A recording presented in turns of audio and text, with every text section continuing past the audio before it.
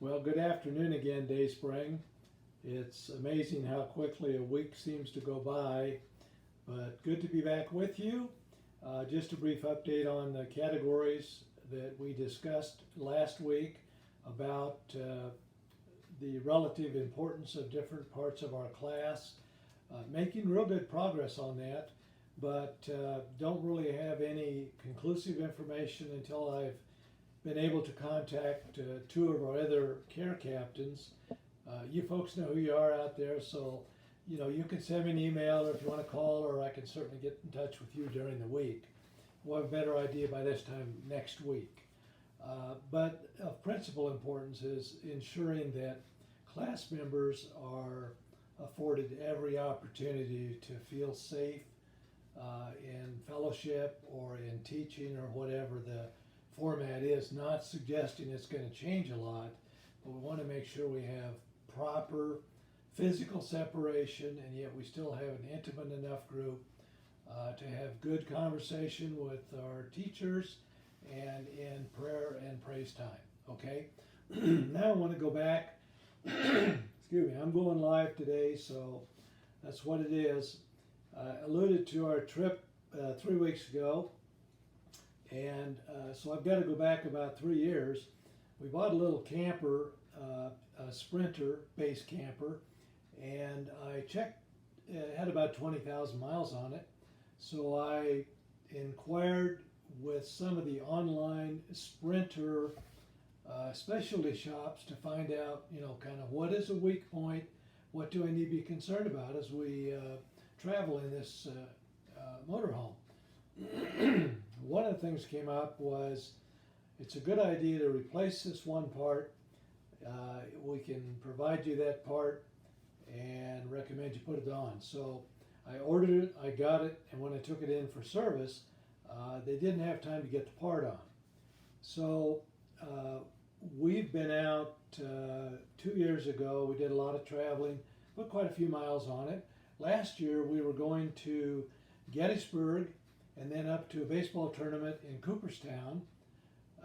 When we're going over to the night that we departed, we were driving over to Des Moines, and I noticed pretty much a complete loss of power on the hills out of Des Moines, about 50 miles. And so we're down with flashers on to about 25, 35 miles an hour up and down the hills, and just limped into Des Moines, camped out in a truck stop overnight, and then eventually limped over to a Mercedes dealer. They got it in, diagnosed it. We spent an extra night on the road and found that there was a little black box that controls the air into the turbocharger. So they replaced that, and on we went. We didn't get to Gettysburg, but we got to the baseball tournament. That was last year. This year, the plan was similar. We were going to drive directly to Gettysburg, which we did. We spent 4 nights there. The national monuments or the national park was open, but the visitor center was closed, so it was pretty much a windshield tour. I did get some audio recordings, and just a beautiful area, as I mentioned last week or 2 weeks ago. But we're leaving Pennsylvania. Now we're going to go back to a baseball tournament for a grandson in the middle part of Indiana. And so we're cutting across Ohio, and we're about 125 miles out of Columbus, Ohio, and all of a sudden I noticed a loss of power. And same thing, and I told Linda, I said, this is the same problem we had a year ago. And so here we are, 7 or 8 o'clock at night, Linda, our cat, in the motorhome. We're towing our little truck, so I do have transportation, limited transportation, but we didn't get the tow until about 10:30 that night. They loaded it up, took it into a Freightliner dealer in Columbus, so we spent the night in a little town there in Ohio, and then we drove the little truck with Kat, Linda on board, her electric scooter. You'd have to see it to believe it, but we were pretty well loaded, and just headed on in, spent the night they had a chance to look at it on Friday, but they really could. They got it in, and they told me that they would not be able to diagnose it until Saturday morning. I said, well, you've got to get it diagnosed, because now we're trying to get home, not go to the baseball tournament. So they got it in, and they found it was the same part as it was a year ago. So they replaced this little plastic black box. We came on home, got in late Sunday morning, and so anyway, earlier this week, Corey and family are here, and we had the whole crowd over, and I got to tell him about the problem, and I said, he said, I don't quite understand how that works. So I went out and got the broken part out of the garage, brought it in, we looked at it, and I said, you know what, Corey, I ordered a part 3 years ago.